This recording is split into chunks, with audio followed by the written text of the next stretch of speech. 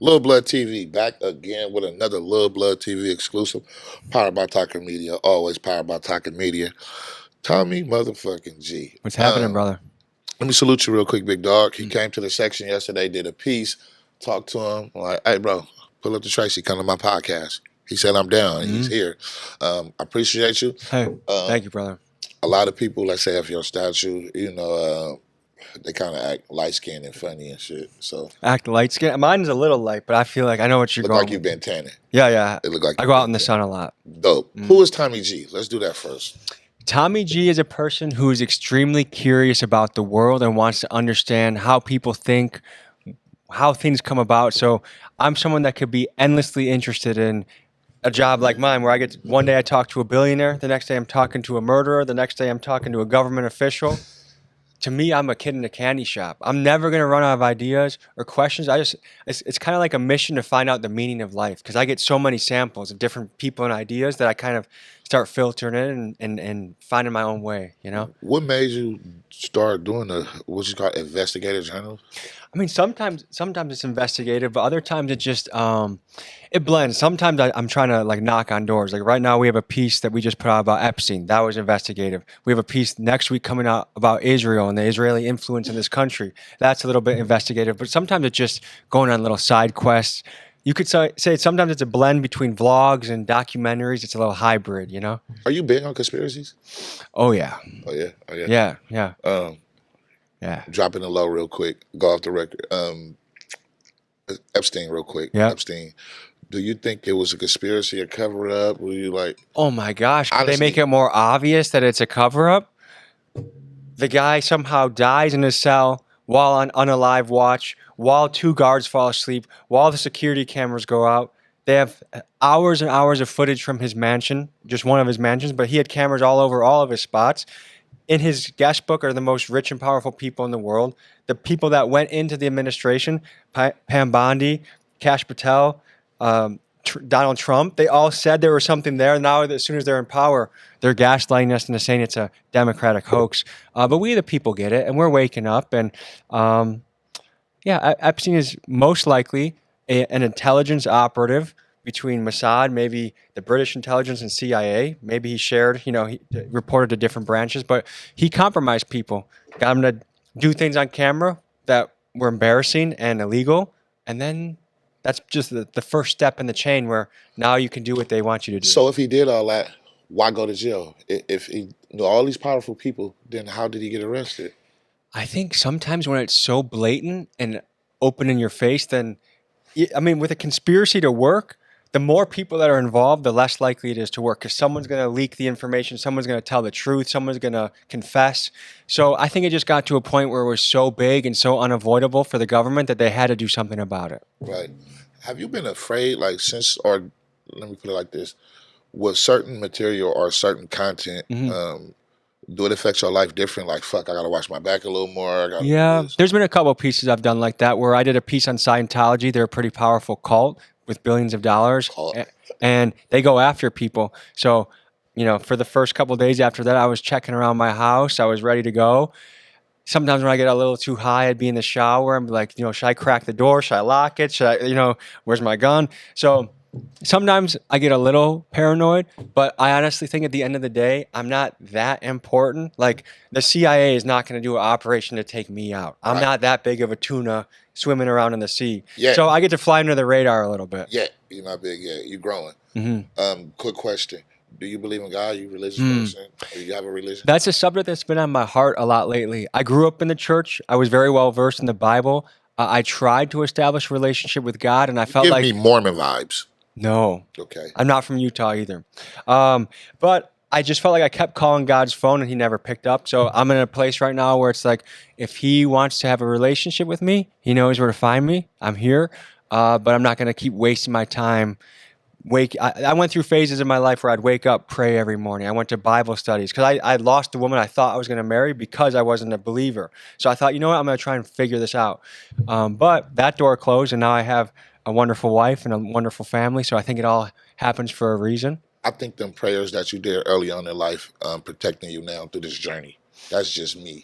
My kind of belief about the universe is I do think I'm on the path of what I'm here to do. And I think as long as you are aligned with that, the universe has a funky way of making sure you're okay. Mm-hmm.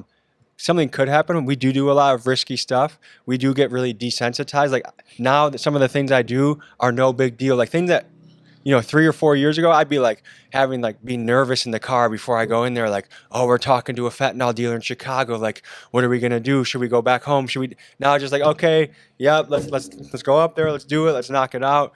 But I do believe since I'm on the path and I have a wonderful team behind me, like I just think that when you're marching in step with what the universe wants you to do, that somehow things work out okay. Do you think sometimes what you're doing is painting a fucked up narrative?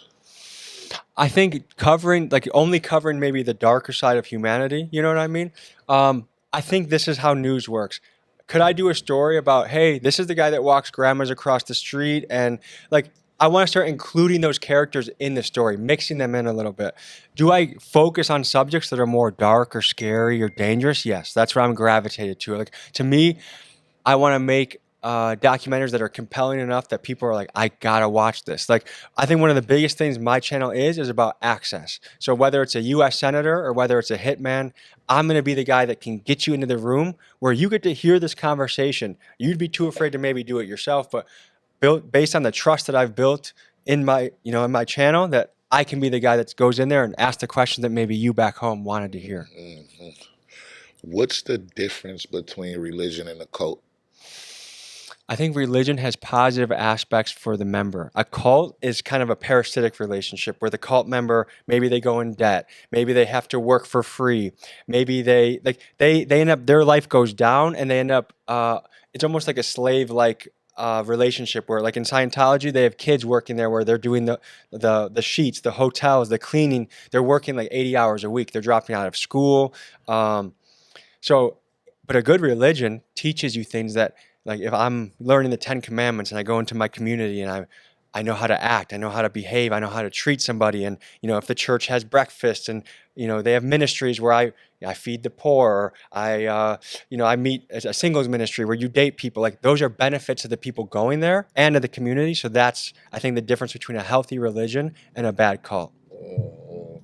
Yesterday off the camera, we was having a conversation Mm-hmm. About Charlie Kirk, Mm-hmm, mm-hmm. and you said to me like that you think that it was deeper than what it is, Mm-hmm. and we was talking to each other about how to the young conservatives Mm-hmm. that Kirk was like the Malcolm X, to what black people look at Malcolm X. A lot of young conservatives was looking at Charlie Kirk, Mm-hmm. and we was talking how a year or two ago, everybody was like, yeah, fuck Israel, we doing this. I mean, Gaza, fuck Palestine, woo, doing Mm-hmm. this.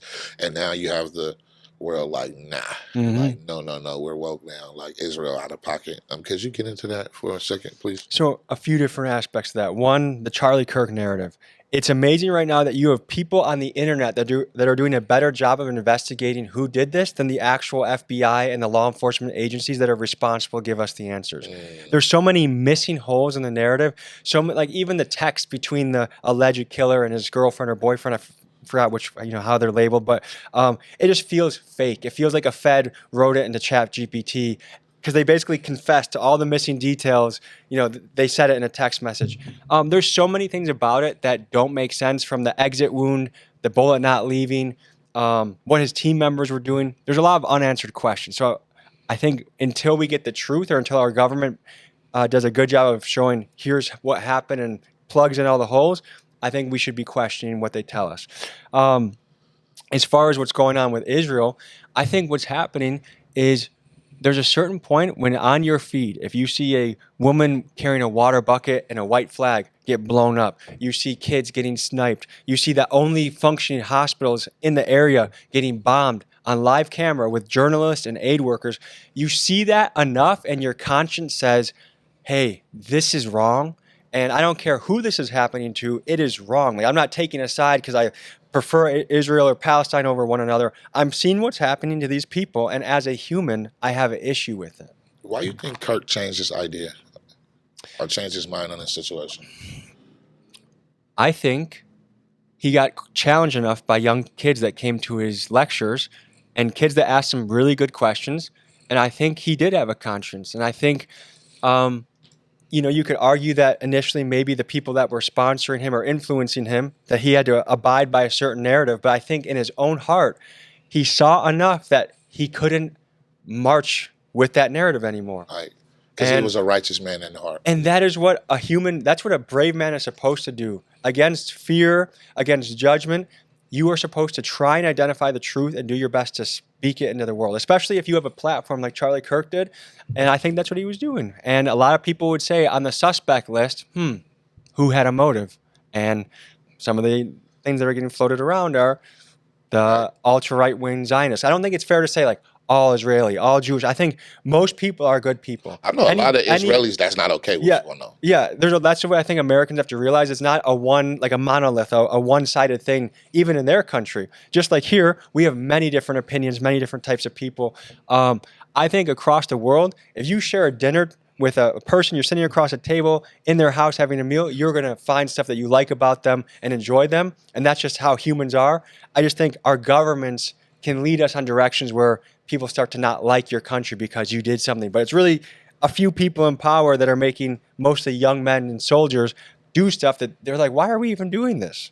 And I think the world, my other theory about this is that this is the first time that the world has really seen this kind of warfare on camera. In Vietnam, we didn't have cell phones. In Iraq, we didn't really have cell phones. But here, every day getting uploaded, you see horrific things. And I think when you actually can see it with your own eyes, as a human, you're compelled to say, enough is enough.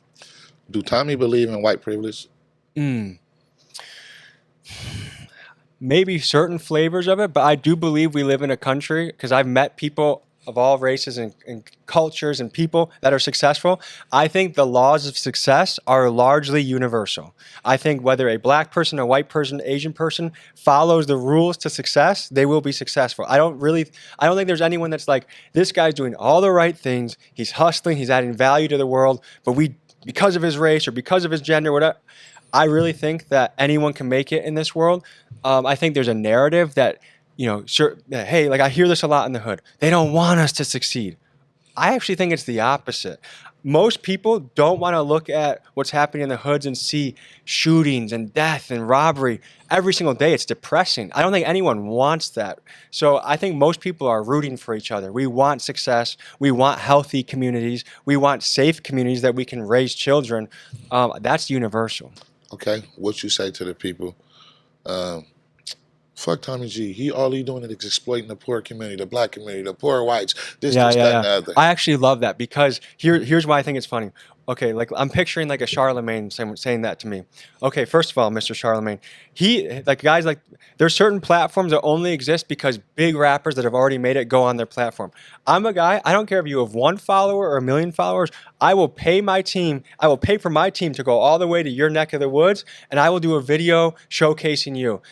So one, that's a value that I'm providing people. 2, there's handfuls of people that have gotten record label deals off of just a video with us. And I'm not taking full credit. These are people that were already talented that we happen to be lucky enough to shine a light on, and maybe a executive noticed that. But we have contributed, we've added this up, like 7 figures we've contributed to the streets just off of record label deals. And then I'm not even going to include streamers. Like there's dozens of streamers that react to my videos every single week. There's rappers that when we do a piece with them, their YouTube numbers are up, their Spotify numbers are up. And so we try and be a net positive everywhere we go. So I would say, like to the people that say exploitation, how many DMs do you get a week say, come to my hood? Because I get invited everywhere I go. I don't just show up places that people don't want me to go. Right. And I don't want to brag, but like when people say a question like that, it's like you have to be a little defensive. It's like, it's actually a pretty, like, people are pumped when we're coming. Like a young rapper that knows that, Tommy G and the team are going to come make a video about them. They are excited about that because it's a free opportunity that they get a 20, 30, 40-minute documentary made about their life, their community. And not many platforms go to the person with 100 followers. I do. So I think that's kind of like a hater on the bleacher kind of mentality, people that say that, because I just think there's a reason people want us to go there. I watched your videos. I see you go to some dangerous places. Mm-hmm. one of the places that will always stick out to you, like that was like fuck, kind of like hella edgy and sketchy. You know, one that's kind of underrated is the Pine Ridge Reservation in South Dakota. It's out in the middle of nowhere, and it's this vast landscape. It's a lot of trailers and very dilapidated housing. It is a wild place. Like some statistics say that 80% of the people there of the adults are addicted to meth and alcohol. Bootlegging is a huge business. You have grandmas selling vodka to kids. It's a very wild place, and also the youth there has copied drill rap culture, and anyone that copies drill rap culture, Right. death, destruction, violence. So these kids, I think it was like the Lakota Bloods versus the Lakota Crips. These 14, 15-year-old kids, when we left that night, there was a stabbing. One kid went to the hospital, got stabbed 9 times and they live like On the literally. same reservation. I can see one crew's hood. Like I literally can see to the next neighborhood, and they hate each other because Little Dirk told them that it's cool to be a gangster. And I'm not blaming it on Little Dirk, but I am saying you can't. I've seen enough of this stuff to start to question, man, what is the net impact of drill rap on our culture? Do you ever question yourself, like, am I adding to the problem or am I helping the problem? So that's a fair question. So I think that what distinguishes me when I talk to a car thief or like did you see you saw Little Ignorant last night. I ask him tough questions too. It's not like, good job, you stole a car, let's go get another one. It's, what do you think your impact on the world is? And then I also try to understand his childhood. And hey, what are the conditions that create a crash out that doesn't really care about anything and just wants to cause destruction on the world? I think, like, I've been with pimps in the back of a car where, oh yeah, I be bossing these bitches up. How are you bossing them up if you take 100% of the money and beat the shit out of them? You know, like answering out, like, so You ever pay for some pussy? No, never. Okay. So, Will you? If I was single, probably not, because I feel like, especially now that the platform's built, I don't think I need to go that route. But I don't fault. I think it should be legal. Right. I think the women should be able to do it safely, legally, and the customer should be able to. Like, brothels overseas, they got them. So I guess we got them in Vegas too. But to answer your question, I think the way I'm brave enough to ask tough questions to people that are dangerous. Right. So I think because I'm able to do that, it's not encouraging it, it's not promoting it, but I've even had high school teachers reach out to me and be like, I have kids that are pretty rough in my class, and they watched your Kia Boy video and they said, like they started to have a little bit of question sinking, like, is this bad? Should we be doing this? Where does this lead? So I think, when we highlight some of the dangerous things happening, on one end we have compassion for the people that are doing it. Like Little Ignorant, I like that kid. I think he's really talented. I'm cheering for him. Do I like what he does when he drives his car through a liquor store and empties it out? No. But I hear about his childhood. He's a neglected kid that was not loved properly. Do you feel sometimes like, damn, I need you to be my little brother. I want to take you under the wing. I almost think I need to open up an orphanage next door and put him on some structure. Hey, we're going to wrestling, boxing, MMA. We're going to eat clean. We're going to read books. We're going to use our minds instead of numb our minds. Because that's another thing that you see is these kids, a lot of them, the amount of weed they're smoking and the amount of perks they're doing, they are trying to numb their existence on this earth, which means... Or they're being followers. Or they think it's cool and they're just, they saw someone else sip lean, so they're going to do it. But what I see are a lot of people that are in pain. And they're expressing their pain in different ways. Some people don't come out of their room. They're depressed. They are, they hide their pain. I'm sorry. They hide their pain that way. Other people hide their pain or look into their pain by causing pain to the world. So, like, I don't want to say I feel sorry. Maybe that's not the way to say it. But I see where these kids are coming from. And I also see that these kids are capable of a lot. And I'm also totally aware, like, if I grew up in a place like Stockton, the odds are I would be doing the same shit. Right. I was just lucky. It's not anything I personally did. I was lucky enough to be born in a really strong family where my 2 parents encouraged us and put us into the right stuff. And I lived in a neighborhood that I didn't have to worry about anything ever. And that's a luxury, like, that I didn't earn, that my parents provided for me. That's right. So I think what it is going forward, we as men especially need to realize how great of an impact we have on a kid. It is not something to take lightly, and we should have more pride about being fathers. It should not be popular or easy to just fucking be like, how do you not want to, like, I have a almost 2-year-old. It hurts me to be away from him. Man. I can't wait to hang out with him. I can't imagine being in a world where it's just like, I don't give a shit about you. Do your best. See ya. Right. I know you're busy, man. You gotta leave. I got a couple of more questions. Yeah, yeah. How many people caught Ricos or been in jail because of your videos? Guess. Two. What I understand of it, none. Because I think the second that it happened, you'll see me. No, Adam22 will post me on his page. Tommy G gets people arrested. If it was happening, it would be publicized. Here's a couple of things that help us with that. One, so every sketchy video we do, like if I'm interviewing a car thief, they see a copy of it before it goes live. I also know we know exactly what to blur, from license plate to ski mask to voice alters. One of the guys from to give you a picture of how we edit. There's a video out there with probably over 8 million views. It's a car thief. He is still to this day out doing his profession. The other thing is, we're not required to work with law enforcement. I've never been subpoenaed. My videos have never been I've never been raided to provide evidence. And actually, to give you another perspective, how maybe the police might look at my channel, because I can tell you what Milwaukee police thought about the Kia Boy video, because it was emailed to every police in the department after that, because it was like the city looked bad and they looked like they weren't doing anything. So the police, they looked at it, but a cop told me, he's like, we're not mad that you did that. We actually are grateful because you showed the mentality of these kids that we're up against. Like, let's say we get into a chase and one of these kids shoots us or gets, does a high-speed chase and crashes into a civilian. Now they see, like when I asked Mr. E-Brake, like, what is your hope for the summer? Oh, it's going to be a bloody summer. A lot of people going to die. They know that we're up against these kids who are... But that will make them kill the kids faster, though. They don't want to kill a kid. But to go home, if I was a law enforcement... This is the thing with law enforcement. Like, yeah, there's some really bad cops out there. There's some really corrupt cops out there, no doubt. I don't know if it's 5% of the population. Like, every profession has its bad characters that make a bad name for the rest of them. But the vast majority of cops are human beings that when they shoot someone, they live with that. They have to wake up at nightmares. Even if it was a justified shooting, they have to wake up and deal with that. So what do you think about the kids in the inner city? They have the same thing. And that's a really good point, is we're dealing with kids that have been exposed to traumatic events from as young as 4, 8.